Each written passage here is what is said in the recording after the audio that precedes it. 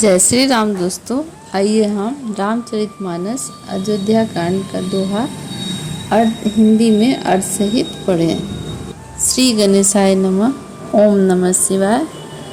श्री गुरु चरण सरोज रज, निज मन मुकुर सुधार। बरनौ रघुबर विमल जसु, जो दायक फलचार। बुद्धिहीन तन जानिके, सुमिरौ पवन कुमार। बल बुद्धि विद्या देहु मोहि, हरहु कलेश विकार। सियावर राम जय जय राम।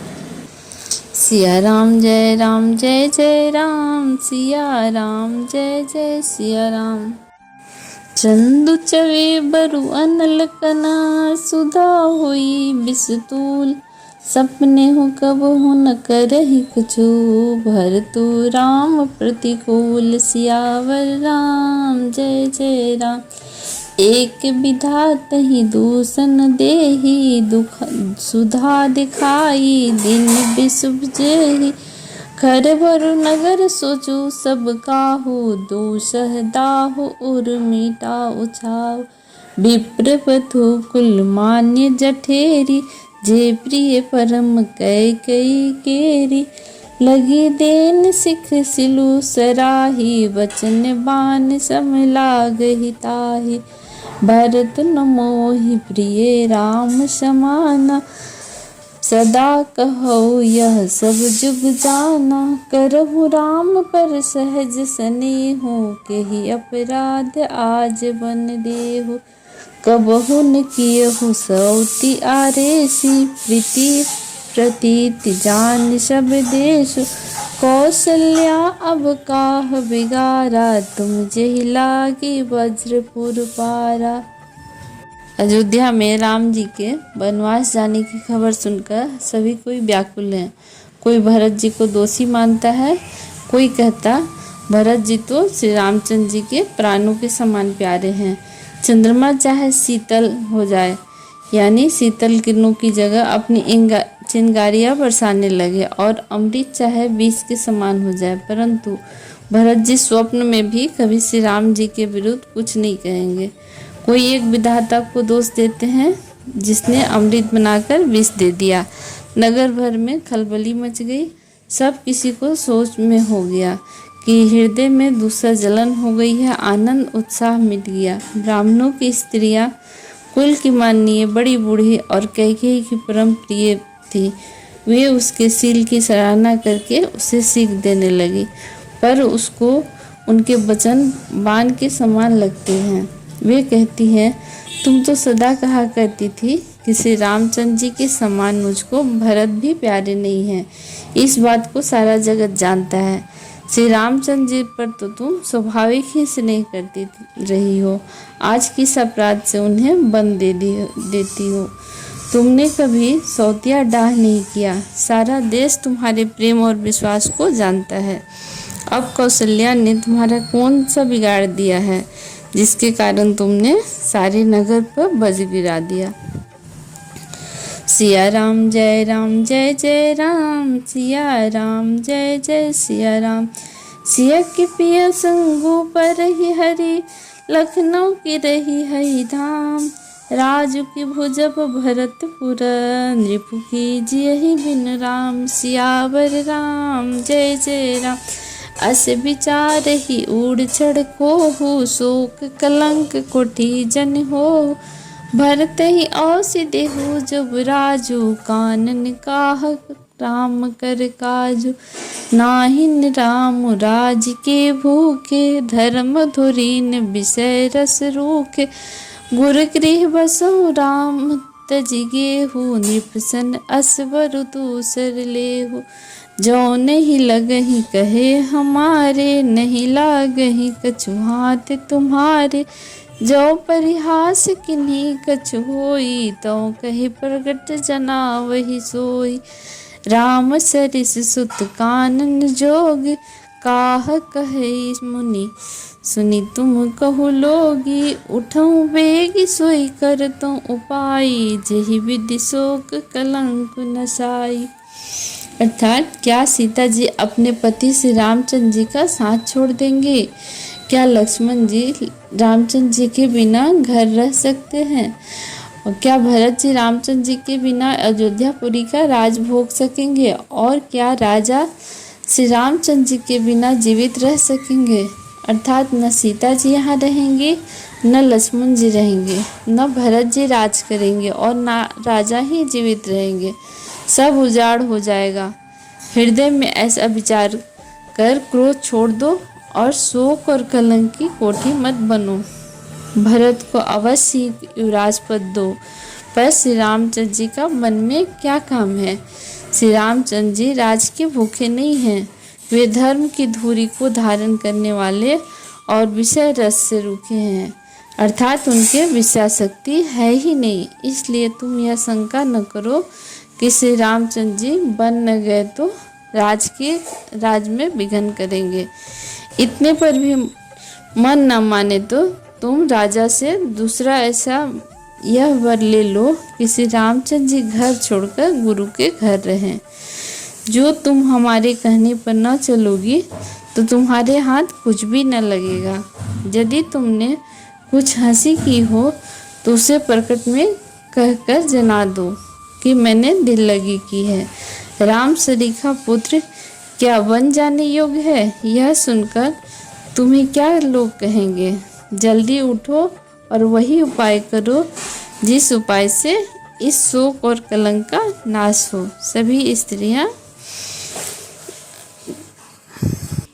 सभी बुजुर्ग स्त्रियां कैकेयी को समझाते हुए ये बात कहती हैं। जेहि भांति शोक कलंक जाय, उपाय करि कुल पालहि। हठि फेरु राम ही जात, बन जनि बात दूसरी चालहि। जिमि भानु बिनु धनु प्राण, बिनु तन चंद बिनु जिमि जामनि। तिमि अवध तुलसीदास, प्रभु बिनु समधु धौ जियो भामनि। जिस तरह नगर का शोक और तुम्हारा कलंक मिटे, वही उपाय करके कुल की रक्षा कर बन जाते हुए श्री रामचंद्र जी को हट करके लौटा ले। कोई बात न चला। तुलसीदास जी कहते हैं, जैसे सूर्य के बिना दिन, प्राण के बिना शरीर और चंद्रमा के बिना रात निर्जीव और शोभाहीन हो जाती है, वैसे ही श्री रामचंद्र जी के बिना अयोध्या हो जाएगी। हे भामिनी, तू अपने हृदय में इस बात को समझ विचार कर तो देख तो सही। सखिन सिखावन दीन सुनत, मधुर परिणाम हित। तेई कछु कानन किन्ह, कुटिल पर बोधि कुबरी। इस प्रकार सखियों ने ऐसी सीख दी कि जो सुनने में मीठी और परिणाम में हितकारी थी, पर कुटिला कुबरी की सिखाई पढ़ाई हुई कैकेयी ने इस पर जरा भी कान नहीं दिया।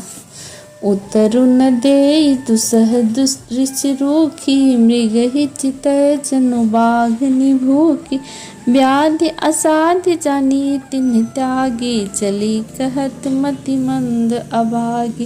राज करत यह देई बिगोई, किन्ह से अस जस करई न कोई। एहि विधि बिल पहि पुर नर नारी, देहि कुचाल ही कोटिक गारी।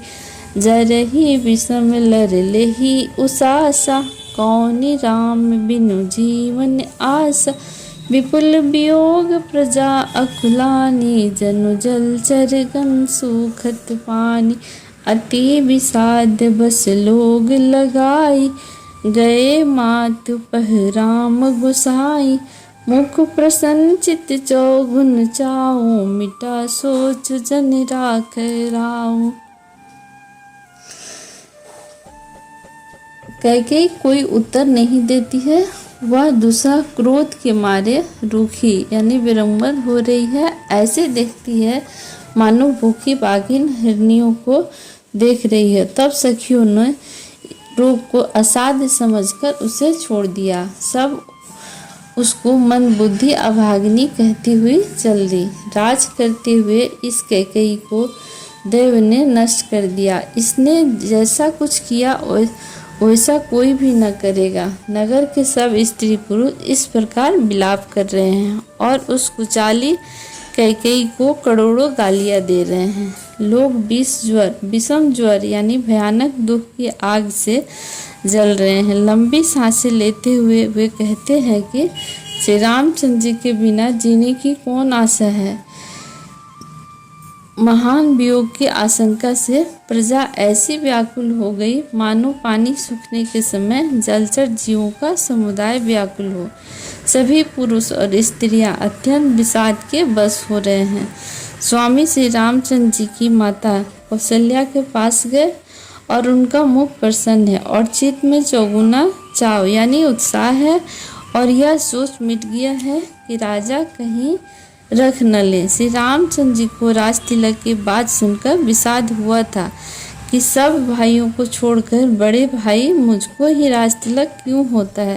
तो अब माता कैकेयी की आज्ञा और पिता की मौन सम्मति पाकर वह सोच मिट गया।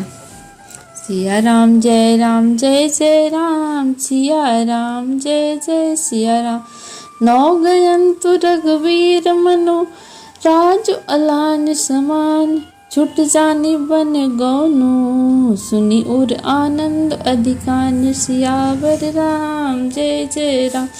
रघुकुल तिलक जोरी दो महा था, मुदित मात पद नायो माथा। दिन आशीष लाई उर्लिन्हे, भूषण बसन निछावर किन्नी।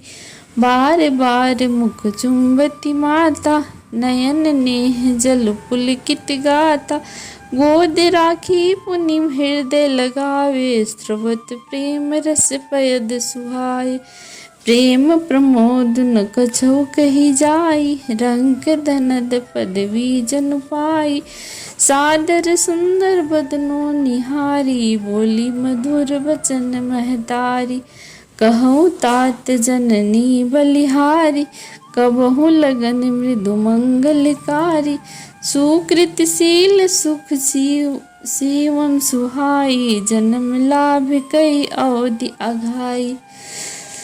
श्री रामचंद्र जी का मन नए पकड़े हुए हाथी के समान और राज तिलक उस हाथी के बांधने की कांटेदार लोहे के बेड़ी के समान है। बन जाना है यह सुनकर अपने को बंधन से छूटा जानकर उनके हृदय में आनंद बढ़ गया है और रघुकुल तिलक श्री रामचंद्र जी ने दोनों हाथ जोड़कर आनंद के साथ माता के चरणों को सिर नवाया और माता से आशीर्वाद लिया और माता ने अपने हृदय से लगा लिया और उन पे गहने और कपड़े निछावर किए। माता बार बार श्री रामचंद्र जी का मुख चूम रही हैं, नेत्रों में प्रेम का जल भर आया है। यह सब अंग पुलकित हो गए हैं और श्री रामचंद्र जी को अपनी गोद में बैठाकर फिर हृदय से लगा लिया और सुंदर स्तन प्रेम रस दूध बहाने लगे। उनका प्रेम और महान आनंद कुछ कहा नहीं जाता, मानो कंगाल ने कुबेर का पद पा लिया हो। और बड़ी आदर के साथ सुंदर मुख देखकर माता मधुर वचन बोली, हे तात, माता बलिहारी है, कहो यह आनंद मंगलकारी लग्न कब है जो मेरे पुण्य शील और सुख की सुंदर सीमाएं हैं और जन्म लेने के लाभ की पूर्णतम अवधि है। सिया राम जय जय राम, सिया राम जय जय सिया राम। जेहि चाहत नर नारी सब, अति आरत ए बात। जिमि चातक जात की, त्रिसित वृष्टि शरद ऋतु स्वाति। सियावर राम जय राम। तथा जिस लग्न को सभी स्त्री पुरुष अत्यंत व्याकुलता से इस प्रकार चाहते हैं जिस प्रकार प्यास से चातक और चात की शरद ऋतु के स्वादिनी नक्षत्र की वर्षा को चाहते हैं। अब तक ये कथा यहीं पे, आगे की कथा अगले एपिसोड में। जय श्री राम।